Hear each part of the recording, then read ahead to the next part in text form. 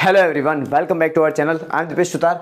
Last lecture में अपन ने डिस्कस किया था एकल व्यवसायी, एकल व्यापारी का अर्थ क्या है, उसकी विशेषताएं, लक्षण क्या है।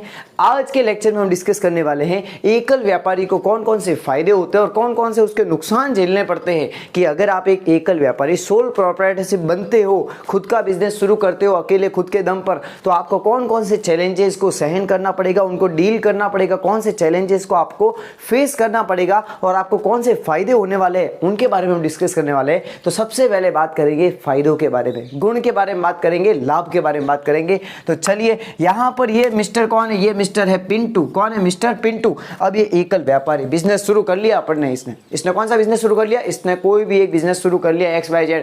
आप माना कि ऐसा मान लो इसने कोचिंग का इंस्टीट्यूट खोल दिया। क्या कर दिया? कोचिंग इंस्टीट्यूट खोल दिया है, जहां पर ये क्या करता है? जहां पर ये अकाउंट्स पढ़ाता है। क्या पढ़ाता है? वहां पर ये अकाउंट्स पढ़ाता है। अब वहां पर क्या होगा? ध्यान देना, ये लेखा शास्त्र पढ़ाता है। इसको फायदे क्या होने वाले वो देखना। सबसे पहली बात, शीघ्र निर्णय।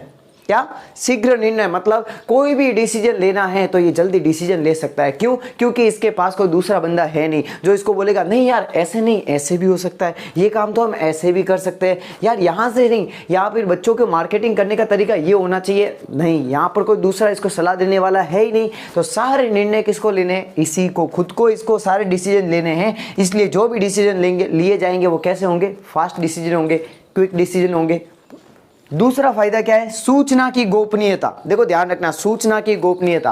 अगर आप कंपनी हो, अगर आप पार्टनरशिप फॉर्म हो, तो ऐसा अपने इंडिया के अंदर और पूरे वर्ल्ड के अंदर ऐसे लॉज है, कानून है, जिसके अंतर्गत क्या होता है, कंपनी को अपने जो डॉक्यूमेंट्स होते हैं, फाइनेंशियल स्टेटमेंट्स होते हैं, वो पब्लिक को शो करने पड़ते हैं। यहाँ पर लेकिन क्या होता है, इतनी यहाँ पर जो आप कह सकते हो बाइंडिंग्स होती है, वो सोल प्रोप्राइटरशिप के ऊपर इतनी नहीं होती है। तो वो अपनी इंफॉर्मेशन को क्या कर सकता है? सीक्रेट रख सकता है। और भी आप ऐसे मान सकते हो कि जो उसके बिजनेस के जो सीक्रेट्स है वो भी क्या रहते हैं? उसको खुद तक ही रहते हैं। मान लो वो अकाउंट्स पढ़ाता है तो उसके पास कुछ फॉर्मूलाज है, कुछ ट्रिक्स है, कुछ टेक्निक्स है। वरना मान लो उसके साथ कोई दूसरा होता तो वो उससे सारा ज्ञान सीख कर खुद का भी तो कोचिंग इंस्टीट्यूट खोल सकता था ना। तो इस प्रकार से कह सकते हैं कि जो सूचना की गोपनीयता होती है वो सबसे ज्यादा किसमें होती है? एकल व्यवसाय में। ये ध्यान रखना। थर्ड पॉइंट पे आते हैं प्रत्यक्ष प्रोत्साहन। प्रत्यक्ष प्रोत्साहन का मतलब क्या हुआ? डियर, प्रोत्साहन का मतलब होता है जब आपको कोई चीज मिलती है तो आप आगे बढ़ते हो। क्या यार मुझे प्रोत्साहन मिला। मान लो आपने कोई अच्छी पेंटिंग बनाई, ठीक है, और सर ने आपको बोला अरे शाबाश बेटा यार आपने क्या शानदार पेंटिंग बनाई है, तो आप प्रोत्साहित हो गए, आप खुश हो गए कि यार सर ने मेरी तारीफ की। वैसे वैसे यहाँ पर, अब यहाँ पर क्या हो रहा है? बिजनेस कर रहा है, बिजनेस आगे बढ़ेगा, प्रॉफिट मिलेगा, वो प्रॉफिट ही उसका क्या है? प्रोत्साहन है। उसको और आगे बढ़ने की क्या आएगी? उसमें भावना आएगी। सो दिस इज कॉल्ड प्रत्यक्ष प्रोत्साहन। इसको क्या बोलते हैं? Direct appreciation. Next is what? उपलब्धि का एहसास। अब हर कोई अपने आप को तोप तो मानता ही है। यहां पर क्या हो रहा है? उपलब्धि का एहसास का मतलब क्या हुआ?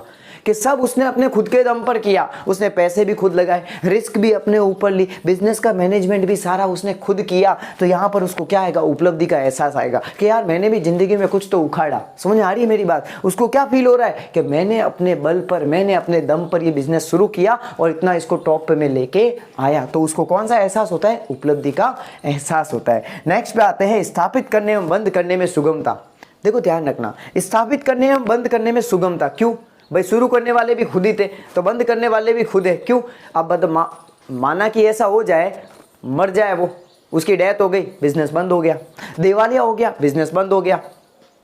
और आप एग्जांपल ले लो, उसका बिजनेस लॉस में चला गया, बिजनेस बंद हो गया। मतलब 100 तरीके हैं उसके बिजनेस बंद होने के और शुरू करने के भी 100 तरीके हैं। कहीं पर भी एक छोटी सी दुकान खोल दी और ये हो गया शुरू। तो यहाँ पर क्या हो रहा है? शुरू करना और बंद करना दोनों में क्या है? इजीनेस है। क्या है? सुगमता है। क्या है? सुगमता। मतलब आपको ज्यादा यहाँ पर भेजामारी करने की जरूरत नहीं है। देसी भाषा में समझाओ तो मतलब आपको ज्यादा लीगल फॉर्मेलिटीज करने की जरूरत नहीं है। बिजनेस आपके अगर चल गया तो ठीक, नहीं चला तो बात खत्म। तो ये तो हमने कौन से देखे? फायदे देखे कि भाई एकल व्यापारी होने के क्या क्या फायदे हैं। अब हम बात करते हैं नुकसान की। किसकी? दोष की, सीमाओं की बात करते हैं। तो उसमें सबसे पहला देखो, यहाँ पर मुंह उतर गया है, ध्यान दोगे तो सीमाओं की बात हो रही है इसलिए मुंह उतर गया है।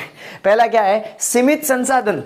अब सीधी सी बात है, अकेले इंसान के पास ताकत होगी तो होगी, कितनी होगी भाई? मेरे हाथ में 10 मार्कर 20 मार्कर पकड़ सकता हूँ ना, मैं इतने इकट्ठे कर लिए, इससे ज़्यादा तो इकट्ठे नहीं कर सकता ना, क्योंकि एक लिमिट है ना मेरे हाथ में। तो अब बताओ, और मेरे ऊपर वो वेट का एग्जांपल ले लो आप, मेरे ऊपर 100 किलो वजन क्या आएगा क्या, 200 किलो वजन आएगा क्या, लेकिन अगर मुझे उसे उठाना है और मेरे साथ कोई दूसरा बंदा हो तो वो उसे उठा सकता है। सीमित संसाधन, एक इंसान के पास जो संसाधन होते हैं वो क्या होते हैं, कम होते हैं। अब मेरे पास तो 2 ही आते हैं, दूसरा बंदा होगा उसके पास भी 2 ही आते हैं, लेकिन दोनों के मिलाकर तो 4 हाथ हो गए ना मेरे भाई। तो यहाँ पर यही समझना है कि जब अकेला इंसान व्यापार शुरू करता है तो उसके पास पूंजी कम होती है, ये जो मैनेजमेंट करने की जो स्किल्स होती है, प्रबंधन क्षमता होती है, वो भी क्या होती है, कम होती है। लोगों से कांटेक्ट जितना एक व्यक्ति का होता है, दूसरे का भी उससे ज़्यादा होगा, तीसरे का और ज़्यादा होगा, तो इसी को तो बोलते हैं मल्टी लेवल मार्केटिंग।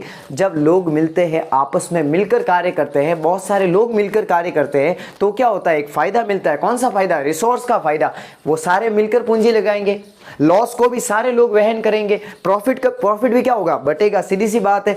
तो अब बताओ, और मेहनत भी कौन करेंगे, सब करेंगे। यहाँ पर क्या हो रहा है, संसाधन कैसे होते हैं, सीमित होते हैं, क्योंकि उसके पास लिमिटेड अमाउंट ऑफ कैपिटल है, उसके पास ज़्यादा कुछ डालने के लिए बिजनेसमैन नहीं है। नेक्स्ट पॉइंट पे आते हैं, व्यावसायिक इकाई का जीवन काल। जीवन काल का मतलब क्या हुआ, लाइफ स्पैन। अब बताओ, जब तक वो बिजनेसमैन है तब तक वो बिजनेस है।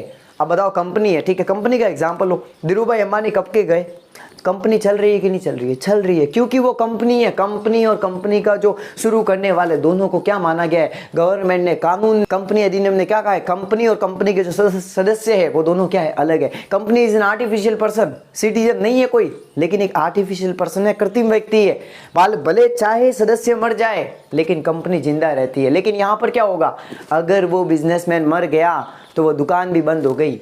मान लो वो ब्यूटी पार्लर जिस लड़की ने खोला था, अब वही चला रही थी पूरा बिजनेस, और वही मर गई, ब्यूटी पार्लर के भी क्या लग गए, शटर लग गए। अगर वो जो नाई था जिसने वो दुकान खोली थी, बाल काटने का काम कर रहा था, वो मर गया, दुकान भी क्या हो गई, बंद हो गई। मतलब क्या हुआ यहाँ पर, जो बिजनेसमैन है अगर वो गया तो उसके साथ साथ उसका बिजनेस भी गया। आप और ले लो एग्जाम्पल, वो दिवालिया हो गया, बिजनेस बंद हो गया, उसके ऊपर कोई केस हो गया, उसका बिजनेस बंद हो गया, वो पागल हो गया, उसका बिजनेस बंद हो गया, बिजनेस लॉस में चला गया, उसका बिजनेस बंद हो गया। सारे एग्जाम्पल है किसके बारे में, कि भाई व्यवसाय का जीवन काल कैसा होता है। इसमें जीवन काल बहुत ही शॉर्ट होता है, इस व्यवसाय का जीवन काल बहुत ही लघु, देसी भाषा में और क्या बोल सकते हो, बहुत ही छोटा। मतलब कि जब तक वो व्यवसायी है तब तक वो व्यवसाय है।